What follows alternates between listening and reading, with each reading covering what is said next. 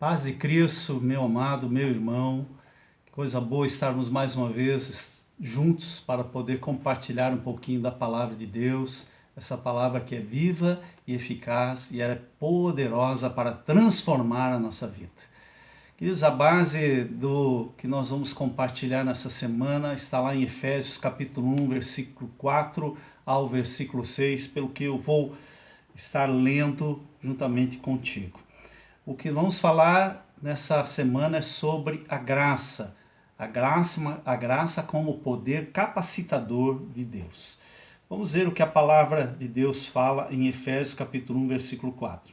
Assim como nos escolheu nele, antes da fundação do mundo, para sermos santos e irrepreensíveis perante ele, e em amor nos predestinou para ele, para a adoção de filhos, por meio de Jesus Cristo, segundo o beneplácito de sua vontade, para louvor da glória de sua graça, que ele nos concedeu gratuitamente no amado.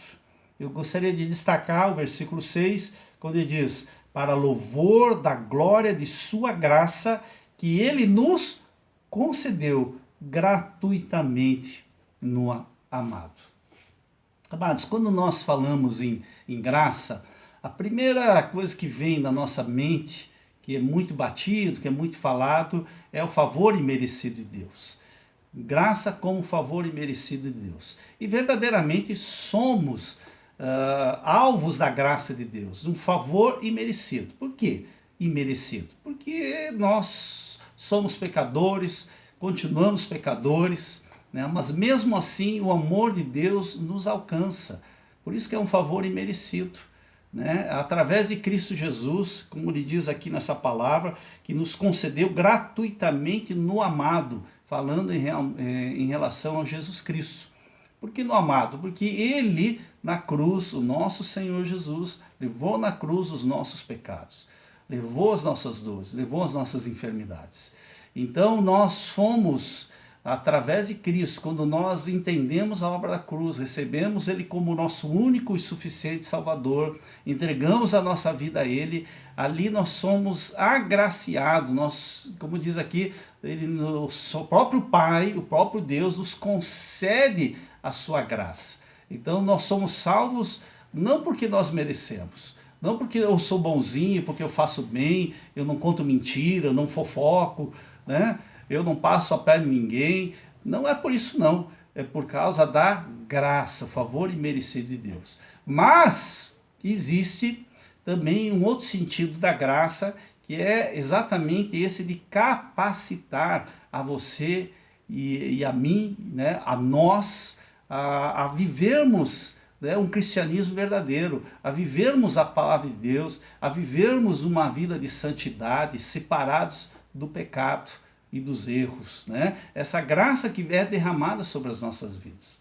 Paulo fala, né, em 2 Coríntios 5,17, quando diz que nós, aquele que está em Cristo, é nova criatura, né? As coisas antigas já passaram, eis que se fizeram novas. Então, aqueles que estão em Cristo, já fizeram, né, passaram até de criatura, passaram a ser filhos de Deus, conforme a própria palavra nos orienta e nos diz sobre isso. E verdadeiramente, né, Deus continua fazendo uma obra nas nossas vidas.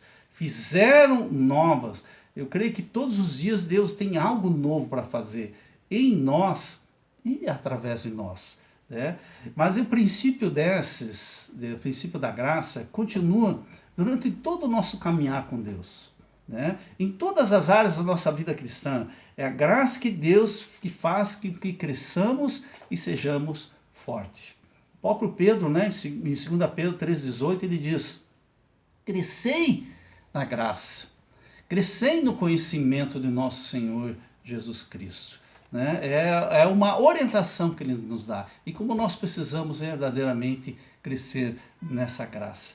Essa graça que se revela como uma força operacional de Deus. Essa força é revelada, queridos, em muitos homens e mulheres da Bíblia.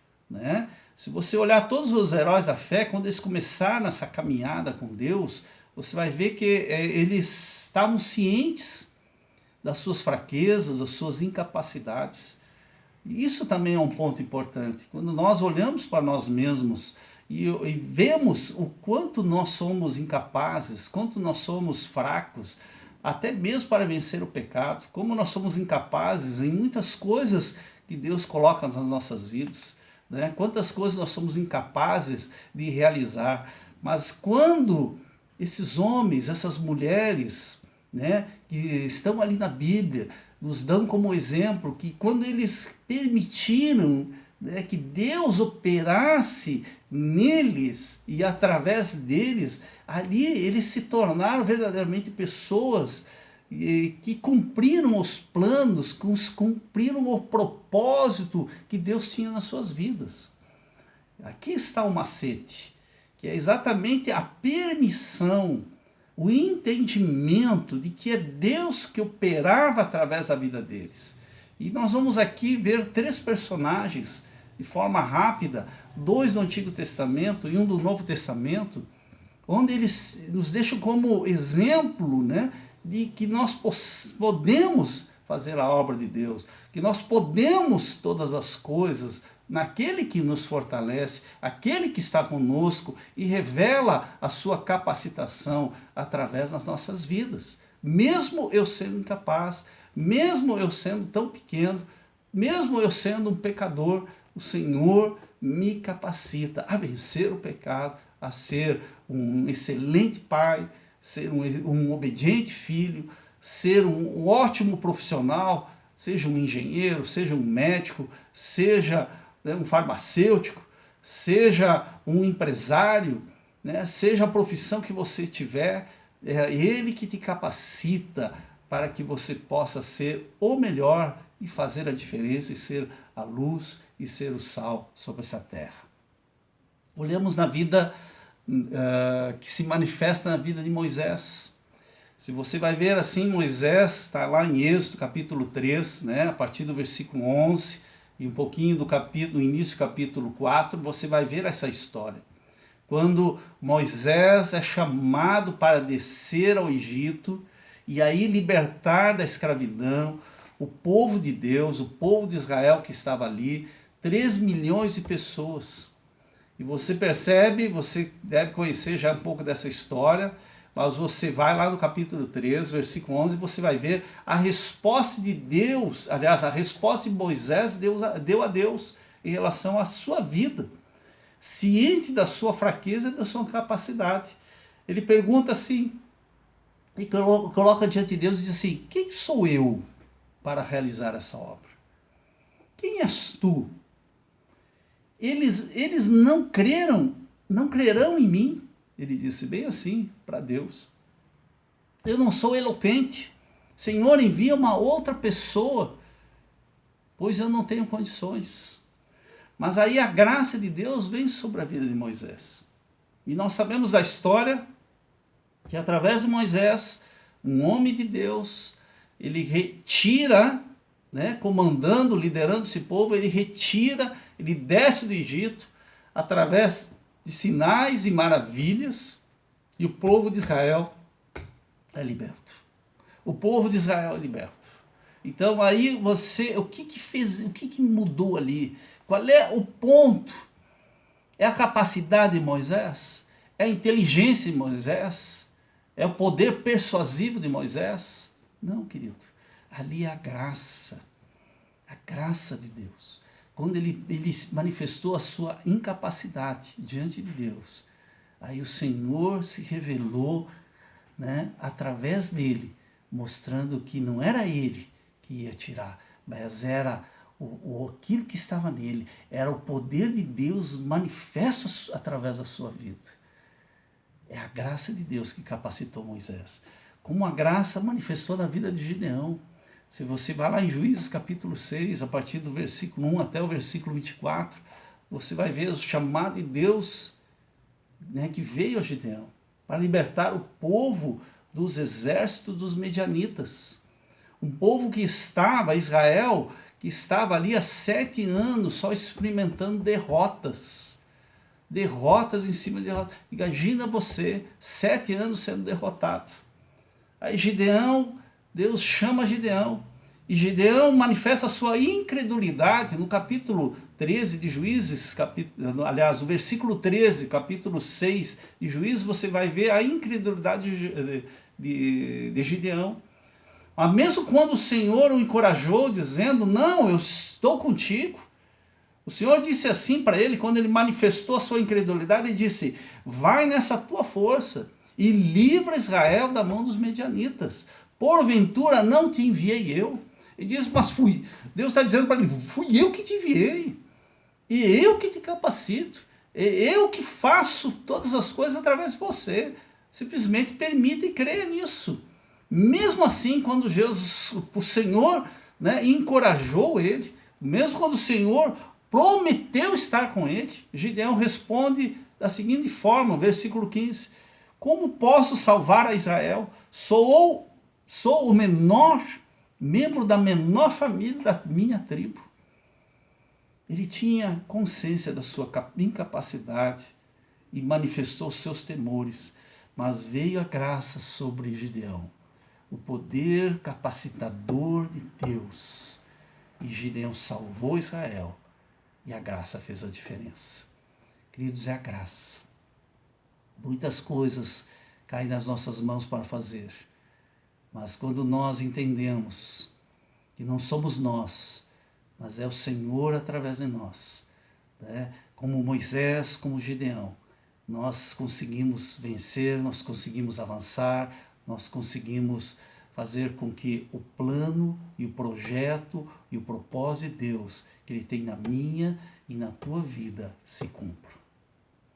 Nós olhamos também na vida de Paulo, da mesma forma, muito semelhante, Moisés, Gideão, Paulo.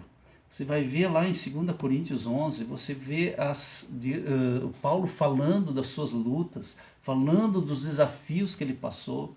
Eu destaquei alguns aqui.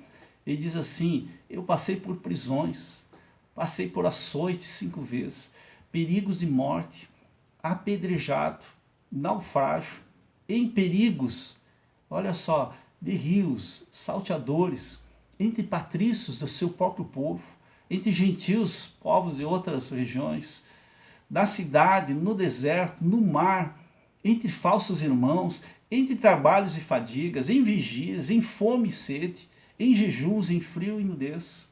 Queridos, ele tinha tudo para parar, ele tinha tudo para desistir. Muitas situações difíceis ele passou. Ele se sentia fraco. Tanto que ele chega para o Senhor e diz também, e coloca o problema que ele tinha, eu tenho um espinho na carne. Senhor, tira esse espinho da carne. Arranque esse espinho da carne. E o Senhor responde para Paulo. E diz bem assim, em 2 Coríntios 2,19, a minha graça te basta, porque o poder se aperfeiçoa na fraqueza. A minha graça te basta. O meu poder capacitador te basta. Sou eu que te capacito, sou eu que te fortaleço, sou eu que renova o teu homem interior. É através da minha presença que você é renovado, querido. É através dessa graça que nos alcança. Que coisa linda quando nós entendemos isso. Aí as coisas acontecem na minha vida, as coisas vão surgindo na minha vida. Desafios tremendos aparecem. Quantas coisas, ainda mais dias difíceis, desemprego, muitas vezes fome, como Paulo, muitas vezes sendo supridos, né, de algumas, né, necessidades, supridos no sentido de falta, não mas o Senhor nos supre. Nos falta muitas coisas. Quando nós olhamos para noticiários, quantas dificuldades a gente olha para o futuro, mas aí nós descansamos, nós permitimos que a graça de Deus venha sobre a nossa vida. Queridos, o nosso ministério, né, muitas vezes para orar por uma pessoa, eu não sei falar, eu não sei orar direito. Queridos, é você, é a graça, abre a boca e deixa Deus usar. Eu não sou eu que tenho o dom de cura, diz, é Deus que cura. É Deus que usa você e usa a mim, usa a nós da forma que Ele bem quiser, quando Ele bem quiser.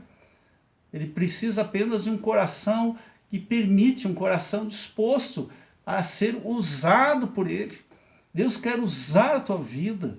Deus quer usar você na tua família, quer usar você no trabalho, quer usar você no ministério. Uma das coisas que na minha vida eu tenho vivido é encarar a situação.